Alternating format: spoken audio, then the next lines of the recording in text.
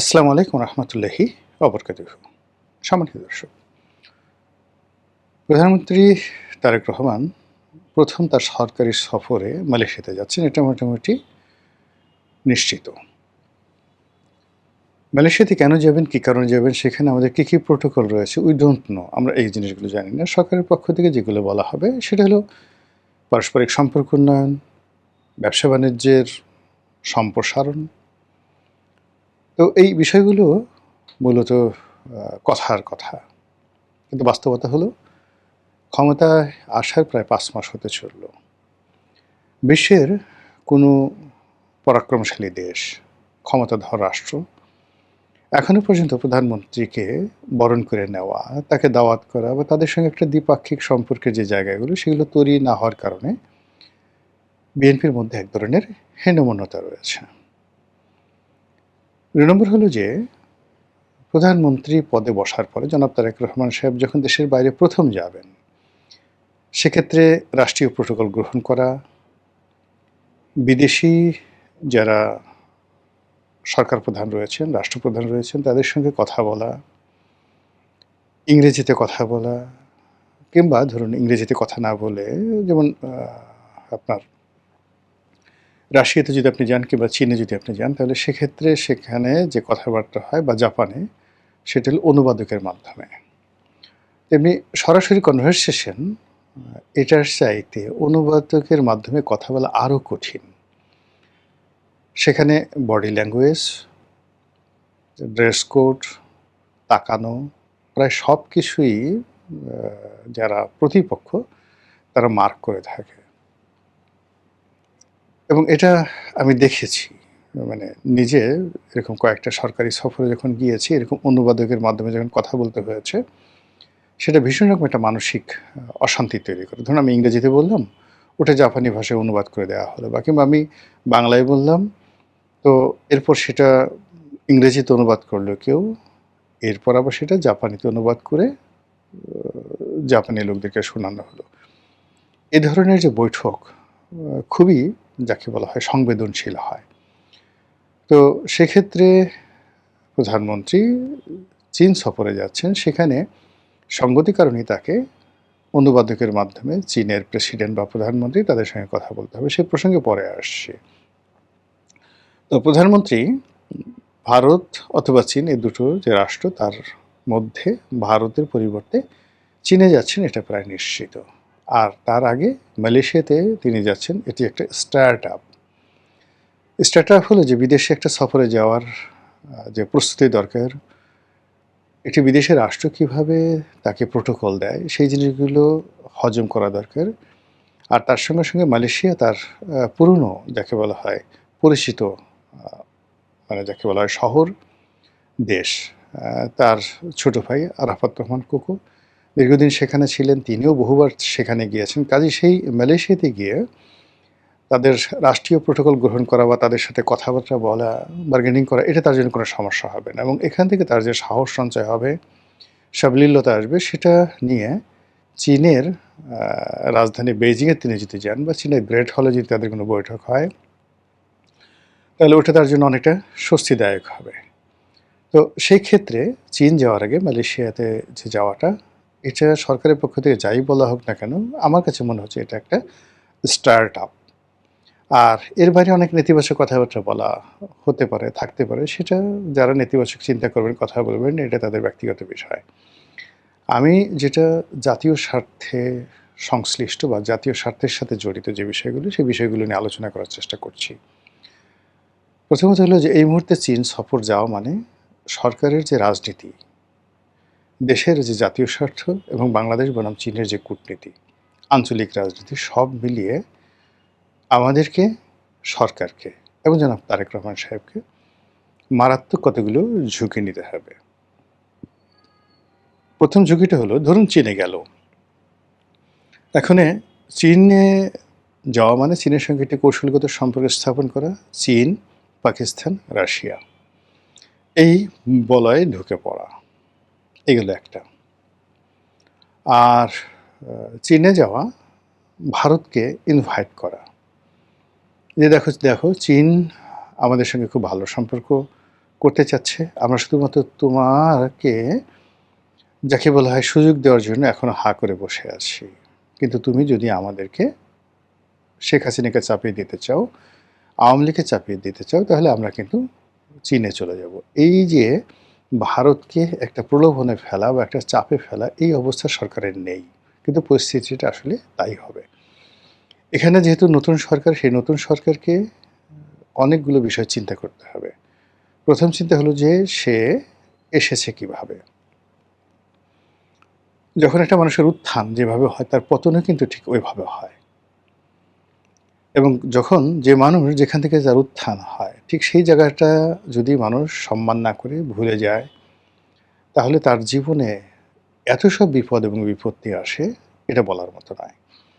এখন তারেক রহমান সাহেব যে বাংলাদেশে ক্ষমতায় এসেছেন, এটির পেছনটা প্রেক্ষিত রয়েছে, প্রেক্ষাপট রয়েছে, অনেকগুলো সমঝোতা রয়েছে এবং অনেকগুলো এখানে সমঝোতার সাথে সাথে এখানে কমিটমেন্ট আছে।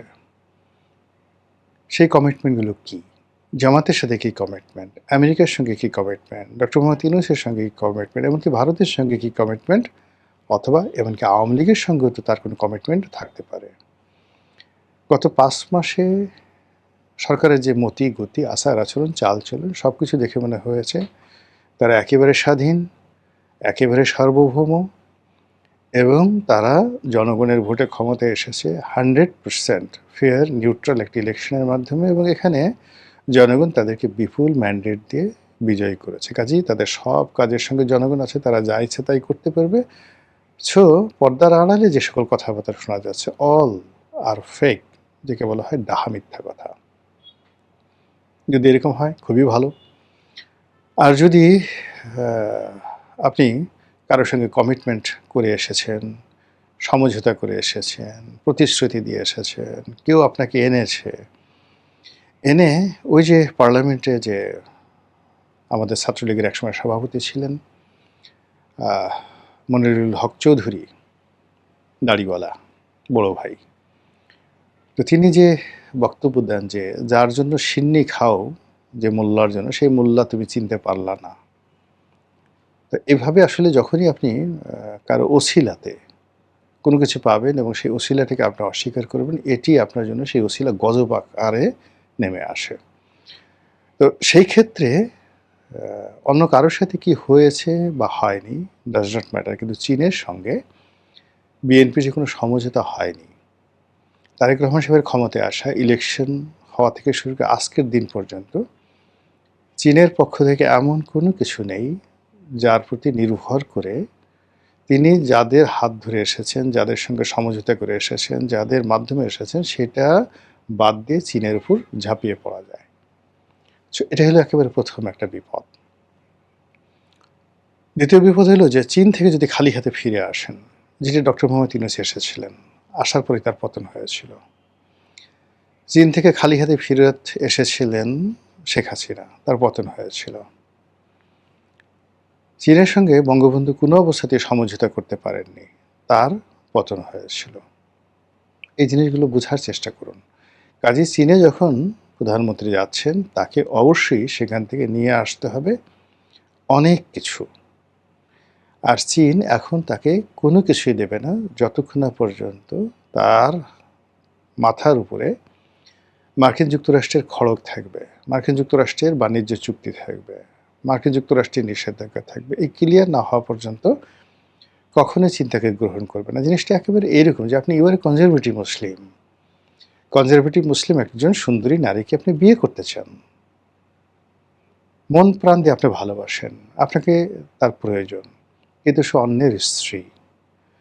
এজন্য সেখান থেকে আপনার তালাক নিতে হবে, স্ত্রীর যে ইদ্যৎকাল সেটা পূর্ণ হতে হবে, আদারওয়াইজ আপনি কোনো অবস্থাতে তাকে গ্রহণ করবেন না। চীন ঠান্ডা জাতি, মাথা গরম করা জাতি নয়। তারা মোর দ্যান 500 বছর, 500 ইয়ার্স, আজ থেকে 500 বছর আগে, মানে এই 1948 সনের আগের 500 বছর তারা যুদ্ধ দেখেছে, বিভীষিকাময় পরাধীনতা দেখেছে। পুরো চীনকে খণ্ড বিখণ্ড করা হয়েছিল। পৃথিবীর এমন কোনো সাম্রাজ্যবাদের শক্তি নেয় যেটা চীনকে দখল করেনি। ব্রিটিশরা করেছে হংকং, শেনজেন, কিংডাও, চীনডাও যেটিকে বলা হয়। এখানে জার্মানরা উপনিবেশ স্থাপন করেছিল। সাংহাই ইংরেজদের দখলে ছিল। ফ্রেঞ্চদের কলোনি ছিল। জাপান বিরাট একটা অংশ দখল করে রেখেছিল। তো এই যে কর্তৃত্ববাদী চীন, মোর দ্যান 500 ইয়ার্স তারা এই পরাধীন ছিল। বহুবার তাদের মধ্যে অনেক যুদ্ধ হয়েছে, সিভিল ওয়ার। তারপর এমনকি সেই চৈনিক বিপ্লবের পরে এখানে কয়েক দফা, প্রথম বিশ্বযুদ্ধ, দ্বিতীয় বিশ্বযুদ্ধ, এরপরে চীনা বিপ্লব মাও সেতুংয়ের নেতৃত্বে, চীনা বিপ্লবের পরে প্রতি বিপ্লব, এরপরে দেং জিয়াওপিং এর নেতৃত্বে অর্থনৈতিক রেভলিউশন বা ফাইন্যান্সিয়াল রেভলিউশন, এই পুরো জিনিস তারা দেখেছে, অনুভব করেছে, বুঝেছে। এবং চীন আপনি যদি যান দেখবেন প্রতি 6 মাস অন্তর অন্তর আপনি যান বা 3 মাস অন্তর অন্তর যান, যে শহরই যান না কেন আপনি কিছু পরিবর্তন দেখতে পাবেন। তারা শুধু উন্নতি লাভ করছে। তো কাজেই সেই চীনের সঙ্গে কোনো হাঙ্কি পাঙ্কি চলবে না। 100% আপনাকে সৎ এবং অনেস্ট হতে হবে। চীন এখানে তাদের ঘাঁটি করতে চাচ্ছে। ভারতকে তারা এই বাংলাদেশের ভূমি ব্যবহার করে তারা ভারতকে ব্যস্ত রাখতে চাচ্ছে। চীন সাধারণত কোথাও সামরিক উপস্থিতি তারা এখনো পর্যন্ত যাচ্ছে না, কিন্তু বাংলাদেশে তারা তাদের সামরিক বাহিনীর উপস্থিতি কনফার্ম করতে চাচ্ছে। তারা ভারতের 7 সিস্টারকে হুমকি দিতে চাচ্ছে, ভারতকে ভয় দেখাতে চাচ্ছে। বিনিময়ে বাংলাদেশের যা যা দরকার অবকাঠামোগতভাবে করবে, কিন্তু মাগনা নয়। চীন এরকম একটা জাতি যে জাতি আপনাকে ঋণ দেবে এবং সেই ঋণের বিনিময়ে আপনার সব কিছু ছিনিয়ে নেবে। শ্রীলঙ্কার মতো একটি দেশের একটা বন্দর নির্মাণ করার জন্য চীন অর্থ দিয়েছিল। শ্রীলঙ্কা সেটা দিতে পারেনি, সেই বন্দরটা তারা পুরোটা নিয়ে নিয়েছে, অ্যাবসলিউটলি নিয়ে নিয়েছে বন্দরটা। তো বাংলাদেশে যে চীনের অর্থ, চীনের সঙ্গে যে কোনো টাকা আনতে গেলে টঞ্চ অফ মানি আপনি পাবেন, কিন্তু তার বিনিময়ে আপনাকে দিতে হবে এবং সেটাকে বন্ধক দিতে হবে। আগে যেভাবে বেনিয়ারা বা স্বর্ণকাররা স্বর্ণ রেখে আপনাকে সুদে টাকা দিতেন, চীন তদ্রূপ। আপনাকে অবশ্যই চীনের অর্থ দিয়ে কাজ করতে হলে সেই অর্থ ফেরত দিতে হবে এবং তার গ্যারান্টি স্বরূপ আপনাকে অনেক কিছু সেখানে জিম্মা রাখতে হবে। তিস্তা ব্যারেজ বলেন, পদ্মা ব্যারেজ বলেন, পদ্মা সেতু বলেন, আমাদের যে সকল মূল্যবান অবকাঠামো আছে সেগুলো চীনের কাছে দিয়ে তারপর আপনি টাকা পেতে পাবেন। আর চীনের সঙ্গে আপনি যখন এই সম্পর্কটা করবেন, আপনার অবস্থা হবে পাকিস্তানের মতো, আপনার অবস্থা হবে শ্রীলঙ্কার মতো, আপনার অবস্থা হবে মালদ্বীপের মতো। কিন্তু পাকিস্তান যেটি পেরেছে তাদের সামরিক বাহিনীর কারণে, আমেরিকার সঙ্গে যুগপৎ সম্পর্ক রক্ষা করতে পেরেছে, কিন্তু আপনি বা আমরা এই পর্যায়ে এখনও পৌঁছিনি।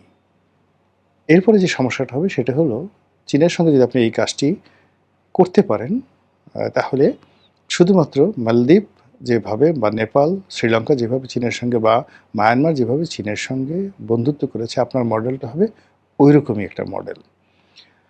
আর তখন পুরো রোহিঙ্গা সমস্যাটা আপনার ঘাড়ের উপর চলে আসবে। আমেরিকা এদেরকে অস্ত্র দেবে দেশের মধ্যে। মানে আপনি আমেরিকা যদি আপনার উপর চড়াও হয়, তাহলে ভারত সরাসরি এখানে আক্রমণ করে বসতে পারে এবং এখানে ভারত তখন আর কোনো চোখ বুজে থাকবে না। সে এখানে চীনের উপস্থিত ভারতের সমস্ত ধৈর্যের বাঁধ ভেঙে যাবে। আজ সীমান্তে যে ঘটনাগুলো ঘটছে, পাহাড়ে যে ঘটনাগুলো ঘটছে, সমুদ্রে যে ঘটনাগুলো ঘটছে, দিল্লিতে, কলকাতাতে, আগরতলাতে যে ঘটনাগুলো ঘটছে, সেগুলো কোনোটাই আমাদের ফেভারে নয়। আর এই বিষয়গুলো মোকাবেলা করার জন্য আমাদের আসলে এই মুহূর্তে কিছুই নেই। আমাদের সেনাবাহিনী অনেক বড় সেনাবাহিনী, সব ঠিক আছে, কিন্তু আর্মস অ্যামুনেশন বা ইরানের মতো আমরা 24 ঘন্টা যুদ্ধ করব ভারতের সঙ্গে, এমনকি মায়ানমারের সঙ্গে সক্ষমতা আছে বলে আমার কাছে মনে হচ্ছে না। এই আধুনিকায়ন আমরা কখনো করিনি। আমরা শুধুমাত্র তাদেরকে পোশাক দিয়েছি, বিলাসিতা দিয়েছি, তাদের যাতে পেট স্ফীত হয়, মোটা তাজা হয় পেট, নিতম্ব পাছা, এগুলোতে যাতে যথেষ্ট চর্বি জমে, মাংস জমে, সেই জিনিসগুলো আমরা করেছি। দামি বাড়ি গাড়ি সব কিছু, তারা যেন স্টাইল করে কথা বলে, ইংরেজিতে ফুটফাট করে, এরকম। কিন্তু সত্যিকার অর্থে আপনি উত্তর কোরিয়ার একজন সৈনিককে দেখেন, এমনকি চীনের একটা সৈনিককে দেখেন, চুল থেকে পায়ের নখ পর্যন্ত একেবারে তারা যেদিন থেকে সৈনিক হিসেবে যোগদান করে বা জেন্টলম্যান ক্যাডেট হিসেবে তারা যেদিন কমিশন প্রাপ্ত হয়, সেই দিন তাদের যে চেহারা থাকে, যেদিন রিটায়ার্ড করে তাদের ঠিক একই চেহারা থাকে। আমাদের দেশে চমৎকারভাবে ভাটিয়ারিতে বাংলাদেশ মিলিটারি একাডেমিতে ট্রেনিং দেওয়া হয়। ওই পর্যন্তই। ট্রেনিংয়ের পরে ধীরে ধীরে তাদের ভাবসাব বাড়তে থাকে, পেট মোটা হয়। মানে কী যে অবস্থা, বিশ্রী, মানে এটা দেখার মতো নয়। তো সেদিক থেকে আমরা এই মুহূর্তে কারোর সাথে যুদ্ধ করার জন্য না, যেটা আমাদের সেনাপ্রধান বলেছেন, আমরা আসলে যুদ্ধ করি না। মানে যুদ্ধ যাতে না করতে হয়, এজন্য আমরা তাদেরকে ভয় দেখাই বা আমরা ওইরকম একটা কাজ করি। এরকম নানা কথাবার্তা তিনি বলছেন এবং সেটা নিয়ে প্রচুর ট্রল হয়েছে। তো সেক্ষেত্রে চীন থেকে যদি আপনি খালি হাতে আসেন, আপনার রাজনীতি শেষ। চীন থেকে যদি আপনি চীনের কমিটমেন্ট নিয়ে আসেন, আপনাকে আমেরিকা এবং ভারতের, যাকে বলা হয় সেই পরিপূর্ণভাবে তাদের যাকে বলা হয় সেই আগ্রাসন, আক্রমণ, তৎপরতা, অপতৎপরতা, চক্রান্ত সব কিছু আপনাকে মোকাবেলা করতে হবে। আর আওয়ামী লীগের মতো একটা বৃহৎ রাজনৈতিক দল, তাদের যারা নেতাকর্মী আছে সবাইকে নিয়ে মূলত ওত পেতে বসে আছে যে আপনি এই ভুলগুলো করবেন আর এরকম একটা পরিস্থিতিতে পড়বেন, আর অমনি আপনার ত্রুটি তারা চেপে ধরবে। দেশ কোথায় যে সফলতা পাবে, দেশের পরিস্থিতি কি হবে, এটা আমরা এখনো পর্যন্ত বলতে পারছি না। অর্থনীতি, কর ব্যবস্থাপনা, আইন শৃঙ্খলা, আমলাতন্ত্র, সুশাসন, ন্যায় বিচার, সাংবাদিকতা থেকে শুরু করে এই অন্ততপক্ষে ২০ থেকে ৩০টি যে স্কোর রয়েছে, সেই স্কোরের একটিও সরকারের পক্ষে নয়, রাষ্ট্রের পক্ষে নয়, জাতির পক্ষে নয়। সব জায়গাতে শুধুমাত্র খারাপ সংবাদ আসছে। আর সেই খারাপ সংবাদের মধ্যে আমাদের সেই প্রধানমন্ত্রী, তিনি একটা স্টার্টআপ সফরের মাধ্যমে দ্বিতীয় ধাপে তিনি চলে যাচ্ছেন চীন দেশে। সেখান থেকে তিনি কি হাতে আসেন, কিভাবে আসেন, কি নিয়ে আসেন, কি পরিণত হয়, সেটি এখন দেখার বিষয়। মহান আল্লাহ আমাদের সবাইকে হেদায়েত দান করুন, হেফাজত করুন। আসসালামু আলাইকুম ওয়া রাহমাতুল্লাহি ওয়া বারাকাতুহু।